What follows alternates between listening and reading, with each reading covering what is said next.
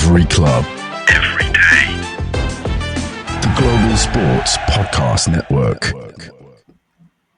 Hello and welcome to the Daily Brighton podcast. It's your boy, Jamie G, and I'm joined by the trio on this very, very sad and devastating afternoon, Joe Richardson and Blessings Chibamba. But before we speak to them, I've just got a few things to say. Obviously, we're coming off this 3-1 loss at home to our biggest rivals, Crystal Palace. And quite frankly, a short message from me. This performance was unacceptable. Before I get either of your thoughts, it was a convincing win by Crystal Palace, quite frankly. And losing convincingly to your biggest rivals is potentially the worst thing in football. To concede 3 goals, and could have been 5, 6, who knows, to the league's second worst attack, embarrassing. To watch our fans at the end of the game with 10 minutes left walk up the steps while the other team in the away end starts singing and chanting about how bad we are and how good they are. Shameful. Fear factor gone. The faith I have in this squad, the faith I have in the manager, the faith I have in individual players, gone. Absolute shameful performance. Joe, we'll start with you. What did you think?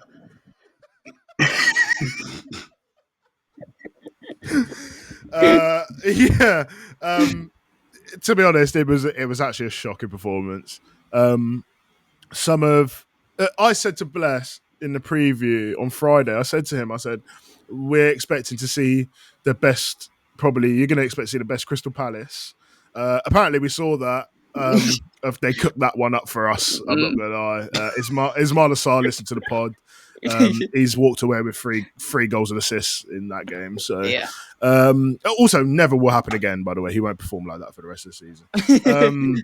But the performance was shocking.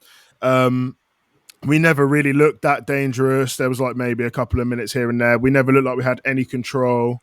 And some defensively, like the goals were such poor pieces of play, like in terms of maturity, which I always talk about because obviously the team is very young. And then even the ones that aren't young, I mean, Lewis Dunk, honestly, mate, it's time to go, blood. You need to chill out and just go. I can think of plenty of, you either need to learn how to speak Arabic, or you need to be cutting out to MLS or something, mate, because it's a bit long for you at the moment. Tariq Lamptey positioning himself as if he's a 6'2" fullback when in reality he's literally 5'3". Trying to jump out of the stadium, right? Ends up stacking it. Turn behind him. My man's in. Tariq Mitchell as well. Like, yeah, it actually is it's just so poor. Everything about it was poor. I didn't like anyone's performance really. No. João Pedro done a nice flick, decent. Matoma bottled the finish. Minte, yeah, sound mate. What are you even doing there, lad? You might as well just. I don't even know, mate. I don't even know what he's supposed to be doing. Just running around, just looking like he's busy. Yeah, no, not great at all. Yeah, not great at all. You mentioned we didn't ever look like scoring. 0.8 on XG. Bless, not good enough. Yeah, not good enough. I mean, there was moments in the game where I had to double take. I sat there thinking, is that actually Jefferson Lerma? Because we made Palace look good. And it's disappointing because we are at home. I think we are the better in terms of actually playing football. We are better, but I don't know where they got that performance from, but they've pulled out the fire, to be honest, because they've been poor in recent games. And yeah, we weren't good enough, to be honest, especially up front. We just didn't really have a presence. We made their back three look like Maldini, Beckenbauer, the other Donny. Who's the other Donny, Joe? Baresi. Yeah, him. Yeah, we made him look like that. And at the end of the day, it's just not good enough. It's not good enough. It's poor. I don't know where we go from here, to be honest. I don't know what to expect. I don't know what Brighton team is going to turn up, because today's one was, might as well have got the under-16s out. Well, yeah, you say you don't know where that Crystal Palace performance came from, but realistically, they knew it was a rivalry and a bit of a derby. Apparently, the Brighton players had no clue because the intensity they came out with in that first half was honestly, I've seen my nan run quicker and do better pressing than any of our players did in that first half. Who's That's your what nan most, pressing? mate, she's pressing everyone. She's trying to find hubby. Oh wow! No, it's not, mate. Oh my god! But anyway, oh, bless yeah. you, single. Well, there we go. Not today. Yeah, not today. Come on, we've had a tough afternoon watching. We have had a tough afternoon. We don't need to keep dwelling and piling on the sadness and misery, but we only have to do that for another 27 minutes or however long this podcast goes on for. But yeah, that's what really annoyed me was the flatness that they came out with. They came out the gates, or in that first half, looking so unbothered.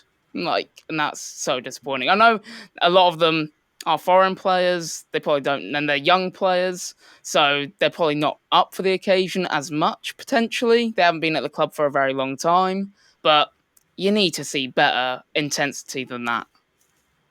Absolutely shocking, mate. You talk about flat. I'm talking flatbread, flat jack. That's not even a thing, but flat jack, mate. All of it. It was peak. It was so bad, mate. Like so many of the so many individual performances that were terrible, and then even the individuals who did sort of like they understand what was going on, they still weren't even at their best. Like Baleba was decent in spells, but he was at his best. Matoma had okay moments. João Pedro had okay moments. But then at the other end, it's just like, well, you got Tariq Lamptey just running around. He don't even know what he's doing, mate. He can't believe that he's started 2 games back to back. He hasn't actually had to do any work at work. He scored a goal though. For time, yeah, he scored a goal with his left foot, curling it into the top bins. He'll never do that ever again, man. Yeah, he actually tried redoing that. He actually tried redoing that this game as well. Did you see him in that first half? He went on a little adventure, found himself in the exact same position as he did in last week's game, scuffed it so far wide. I think it ended up as a throw. Yeah, I'm not surprised at all.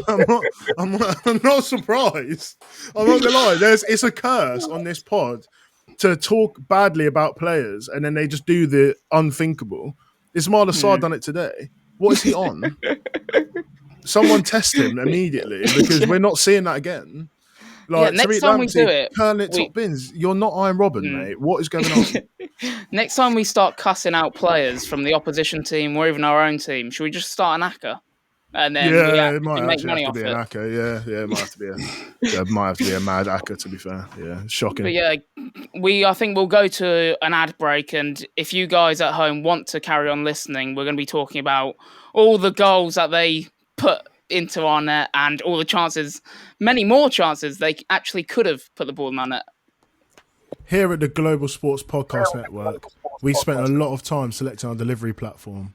Zencastr came out the clear winner. With 4K video recording from your phone and AI editing that automatically removes all those ums and ahs, it's super easy to start a podcast that sounds great and is delivered efficiently. If you're ready to tell your story, check out the link in the show description to learn more about Zencastr. We are back with the Daily Brighton podcast. So I guess we'll just work through one by one. Let's start with the corner. What's Van Hecker doing, mate? And Joe, I know you've got other problems with this goal, but my biggest problem is Van Hecker doing a back heel or doing something to try and clear that ball at the front post. What's he playing at? And also, while I'm at it, Chalobah in the 6-yard box, completely unmarked by himself. The closest person to him was Ismail Assar. What the hell? How's that happened? Honestly, mate, it's such a and do you know what? It's actually been a little bit of a trend this season. We've seen so many poor defensive set piece sort of lineups, whatever. Dave, do you know that thing when you're a youth, when you're a kid, and you're playing footy with, and there's a coach there, and he goes, stop. look at you. I could put a blanket over all of you. Yeah. They've all ran to the front post. They're all just at the front post. There's not even enough Palace players there to have all of you lot at the front post. So Trevor Chalobah's twerking in the 6-yard box. Ismaila Starr's doing between crossover dribbles with the ball. He slows it down with his hand. It's not even a handball. I don't even care. I actually don't care. Yeah, I was gonna say. Because why is he able to do that anyway? And then Trevor Chalobah's slipped over and he's almost cleared the crossbar and he's scored.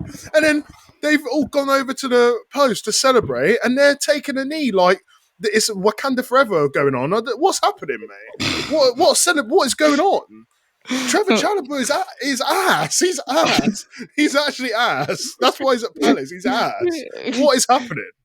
Well, today he was very, very, very good. We made him look. He was very good. We made him look incredible. Bless. What did you make of the Trevor Chalobah goal and I guess just the corner in general?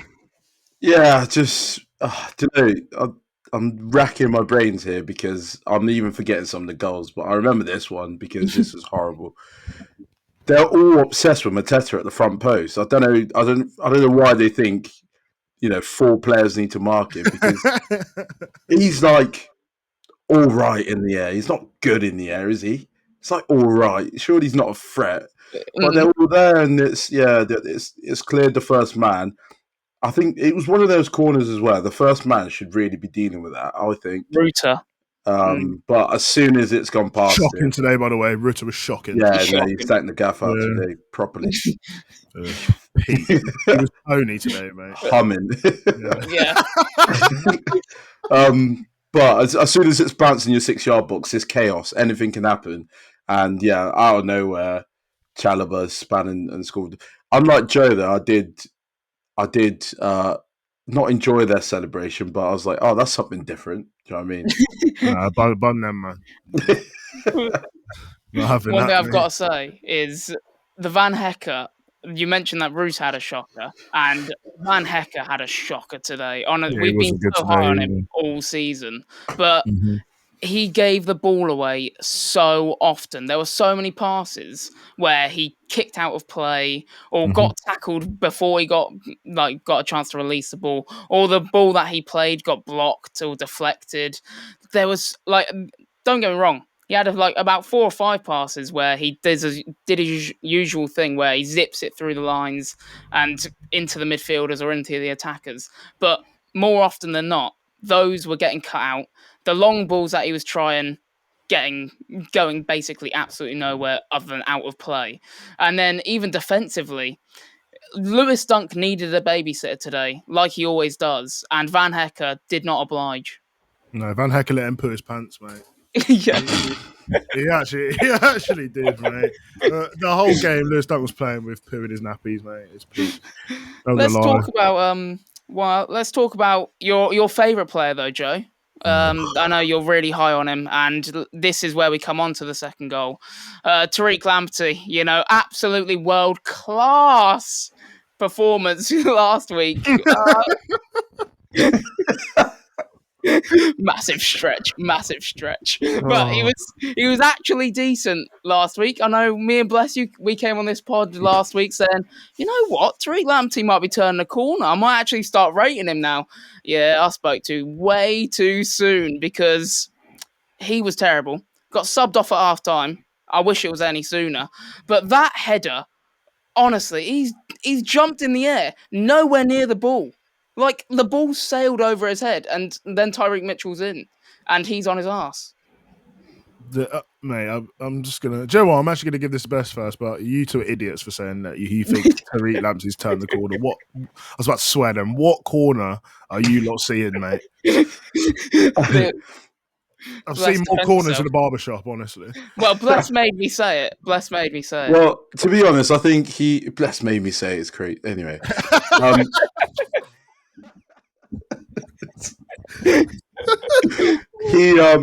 His assist for, I think it was the Southampton game, and then you just felt like maybe he's actually going to put some performances together, but today was horrible. I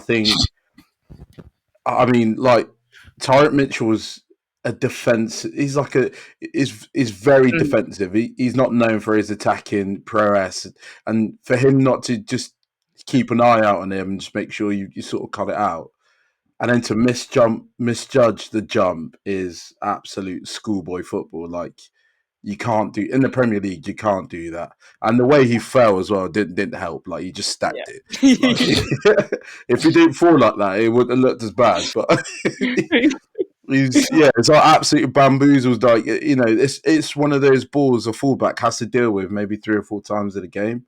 Like, it's the Premier League. You've got to deal with that. It's nothing special. It's on your head. You just misjudged the jump. Yeah, they say don't dive in, but also in this case, don't jump in, and don't jump when you're 5'3", having no chance to win a header that's about 18 feet in the air. So that would probably be a shout. Speaking from experience, that's a shout for me. Joe, question to you. Yeah. The goal, once the cross does go in, lucky cross, or does Tyreek Mitchell, the very defensive Tyreek Mitchell, actually mean to put it slap bang on Ismaila Sarr's head? I mean, he's probably thinking to himself, if I put it somewhere in the box, someone could head it, maybe. Don't know about the accuracy in terms of... But how is he allowed to run in between 2 men and actually win the header as well? Also, just back on Tariq... not Tariq. Back on... I can't remember his name. Tyreek Mitchell? No. Yeah, so just a quick one on him again. He's also in... So, at the start of that phase of play, Tyreek Mitchell's offside. So before the ball's played, he goes, you obviously can't see this if you're listening on audio. He turns around to look. He goes, he's offside. Let me just go play him on quick. He does half-assed job, runs back, and then thinks, I'm so tall, I can head this. And then he jumps, honestly, and he's just nowhere near it. He's on his arse. And then Tariq Mitchell's whipped in this cross, and Ismaila Sarr's run in between. I'm pretty sure he's run in between Estupiñán and Dunk. Yeah. But obviously Dunk's still got poo in his boxers, right? So, and Estupiñán, I don't even know what Estupiñán's even on anymore. Is Estupiñán even good anymore? I don't even know. I don't think so. And then Ismaila Sarr's doing headers at the back post, mate. We were talking on the podcast on Friday saying that he's what happens when you order Nike Airs off Temu. And he's got 2 goals and an assist. And the assist that he got was with his hand. Yeah. So I'm not gonna lie. I had a massive issue with that. Like, it's so easy for him to actually just run straight past everyone. Lewis Dunk, his vertical jump is like minus 5 centimeters because I swear to God, the guy doesn't jump. He just puts his body there and heads it.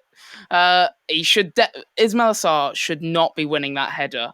Lewis Dunk should have that all day and just doesn't. And then that's just the easiest goal for Ismaila Sarr. He's probably shocked. His eyes probably lit up as soon as he saw that ball just come into that perfect spot and just heads it in. Yeah.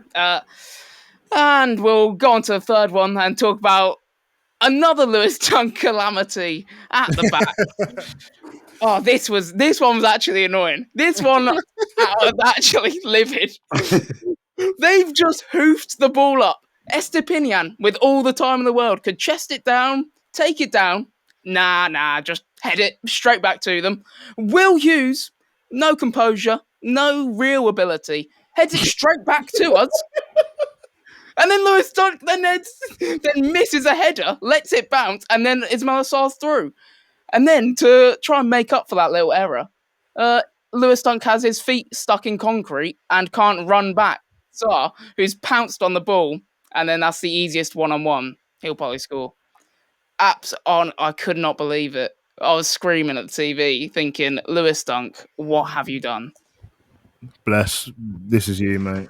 Yeah, I've defended Lewis Dunk a lot on this podcast. Yeah. But yeah, today I can't do that. I think him and Estupiñán together were absolutely woeful. Like, it's, again, I said it earlier, schoolboy defending. Like, you've just got to deal with the ball. You cannot be, letting it bounce at least as well. Like, you've just got to deal with it. I've no words, to be honest. And I think the real problem we had is normally if a team's going through, patches of form, you still have either the defense doing okay or the forwards doing okay. Today, both weren't good enough. But then Neither. obviously, if the defense is not up to scratch, you're going to concede goals. Like we say, it's Crystal Palace, and yeah, we're having a laugh about it, but it's the Premier League. Like they're going to score if you give them chances like that, they're going to score. So I'd like to see us, be a little bit better today at the back, but not to be.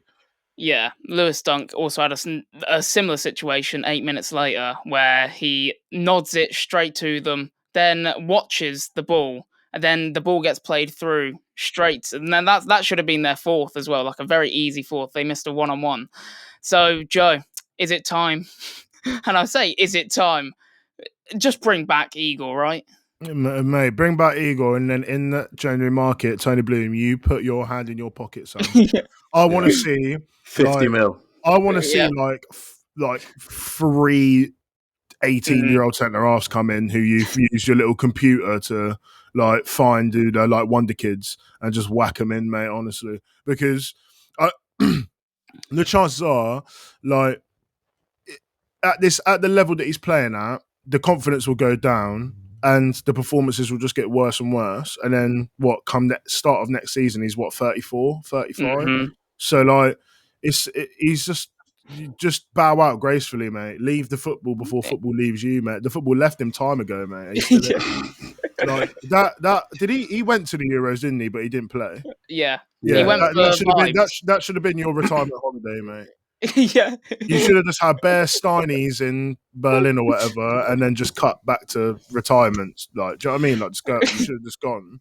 But now the performances, when the ball bounces after he misses the header, he tries to head it again, and it's Marlon Sarr's toe, and he's trying to head it. He's an idiot. He's an actual idiot. That was funny. Are you Phil Jones? No, you're not. What are you doing? And then go on, bless. Sorry. I will just add, like, I think obviously today was horrible, but I don't think, other than today, I don't think he's made that many high-profile mistakes, apart from Arsenal as well. So only 2. I don't think that's that bad. Yeah, but he hasn't played that much either. Yeah. So it's quite a high percentage of big, like, they have like led directly to a goal. Do you not think that he could turn form? Because he has been decent at times this year. Yeah, I think he's been decent with the ball at his feet. But, like, defensively, I think he's been shaky the whole time. Like, bar the mistakes, I think he's just been a bit... He hasn't looked the same defensively than, like, he has previously with the ball playing. The ball playing is still going to be there anyway because it's not really going to leave you, is it? Like, it's not going to...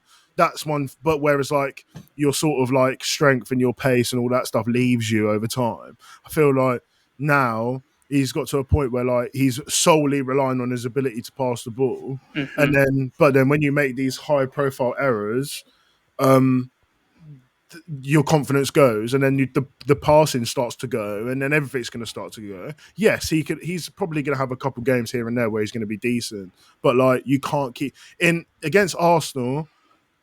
We could have won that game because they had 10 men. We could have won that game, right? And then in this game, like we could have snapped after we got the first goal, which was just literally so lucky. We could have we were a lot more in it at 2 than we were at 3. We were never in it, by the way. But like we were at least there's a chance. You know what I mean? Yeah, like, hope. I just feel like I don't know who you'd get in centre half because that player will have to come in and start immediately.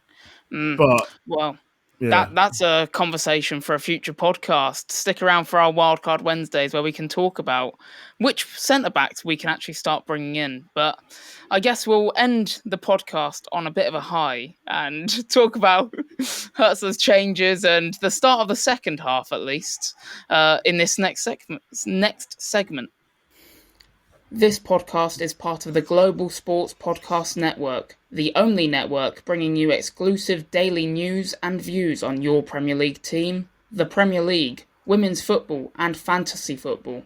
A unique listening experience that puts fans first, bringing you the very latest breaking news from your team. Subscribe wherever you get your podcasts and make us your first listen every day. Global Sports Podcast Network. Every club, every day. And we are back with the final segment of the Daily Brighton podcast, reviewing the Crystal Palace and Brighton game. Well, we had a bad first half, 2-0 down at half-time. Hertzler makes changes. He brings on Enciso for Lamptey, which, thank God for that. And I'm not going to lie, Enciso was the only bright spark I thought of this whole game.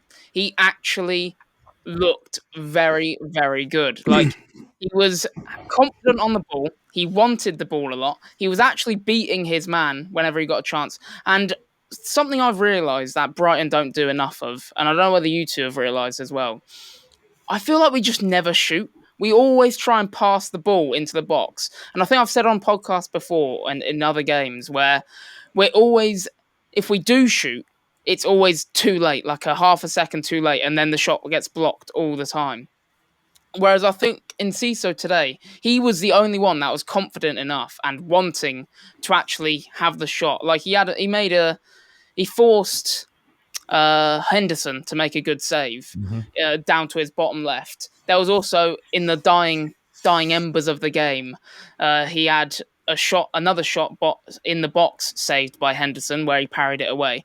He looked like the only one that was wanting to get on the ball and good enough to actually take their players on. I thought he was a big difference maker and a big reason why we started the second half so well.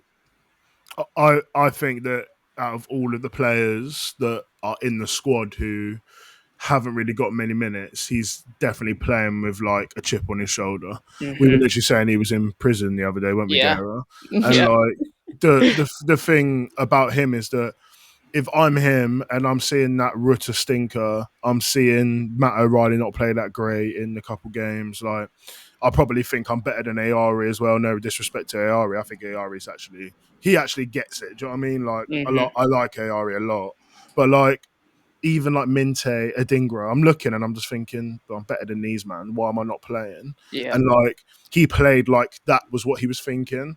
And that's exactly the sort of like you don't want a player to complain about not playing, but when they do get the opportunity, you want them to act like they're angry that they're not playing and play like they're angry that they're not playing in the most positive way possible. And hopefully that has given Herzl a little bit of a head shake because he is very positive. He is very creative. He isn't scared to shoot, to take a player on, all that stuff. So I would like to see a bit more of him.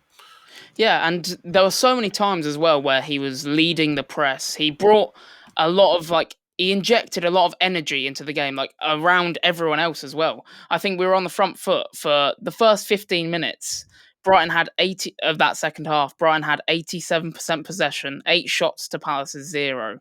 And he was obviously the big reason for that, creatively, but also winning the ball up high up the pitch. Like he was leading the press a lot of the times. Bless, what did you make of his performance? And did you actually see or notice the fact that we were more energetic? Did you have more hope that we were actually going to get back into the game, especially in the early parts of the second half, at least? Yeah, I think he definitely added a bit more life to the attack. And I think, 100% agree with you, Joe. I think he's definitely in contention to start next games because we need to find the solution. We need to freshen it up and look a bit different going forward. I think we've said in previous podcasts, tactically, he just doesn't fit into what Hertzler was doing. But at the moment, Hertzler keeps changing things anyway, so we might see a tactical shift where Enciso is the focus in that midfield. But I think one thing I will add, I think if Matt Swiffer, I'm blaming Matt Swiffer, which is crazy, but if Matt Swiffer was in better form and was showing the things that we were expecting to see, I think that Enciso has a position because Matt Swiffer would add a bit more balance into like a double pivot with Baliba. But it just hasn't been that way. No. But yeah, it would be good to see him get back into some more form. Yeah, and one thing I actually do want to ask you both is we've obviously struggled so much against teams that do like play a low block and kind of park the bus and defend well or resolutely in the past. And that's kind of what Palace came out in the second half and did. Did you ever feel that we were actually going to score? Because I'm not going to lie, I had zero faith. I was like, I've seen this script before. I've literally watched this movie on 5 other occasions just this season where we've been unable to break a team down. And I was like, yeah, we're not going to score. No, I was literally thinking it's going to end 2-0 and we have no hope. And if anything, it'll probably be 3 or 4-0 to them. But yeah, I just never had any faith that we were going to score. And even our goal, we didn't even score it. They had to literally kick it at their own man to go in the net. That's peak. Yeah, I didn't think we were scoring, to be fair. Not at all. Like, just to be blunt, I don't think we were. No. We didn't. Blessed. Yeah. Like I alluded to earlier, I think we were missing a focal point. We just didn't. It just looked like the Palace defenders were stronger than ours, and you'd see players getting barged off the ball so easily. Like, it couldn't really stick in a good position. So yeah, I didn't see it, to be honest. One thing I noticed about the Palace players and defenders, what they were doing is like they were marking our players so tightly. So like every ball into, let's say, João Pedro's feet, he had a man like Lacroix straight on him and just couldn't wriggle him off, or every time it went to his feet, he got tackled immediately. Mitoma didn't have much luck as well against Munoz and Chalobah. I think he played on the right-hand side, didn't he? Yeah. So, like, every time, let's say even if he did, which was very rare, try and beat Munoz, Chalobah was right there and took him out or tackled him straight away. Like, there was just no flow to any attack that we had, and it got broken up so easily and so quickly, as well as like the Palace players, like you said earlier, playing like prime AC Milan and just blocking every shot, getting clearances away and limiting the actual good chances we're able to create. Yeah, I think we definitely missed Danny Welbeck. I know, of course, I'd say that to Danny Welbeck and Troy, but I've always felt like João Pedro as a focal point doesn't really work, and I think today sort of highlights that. Danny Welbeck as a focal point, João Pedro picking up pockets around him is how it should be. The way forward, yeah. But yeah, no, we got punished for that today. Yeah, and that's it. So hopefully, I'm drained of any optimism of speaking about Brighton anymore. But I guess we've got to do that again tomorrow about our in-depth analysis of this terrible, terrible watch, which that'll be fun as well. So I guess, yeah, on to the next one and see you guys soon. Thanks for listening. Every club, every day. The Global Sports Podcast Network.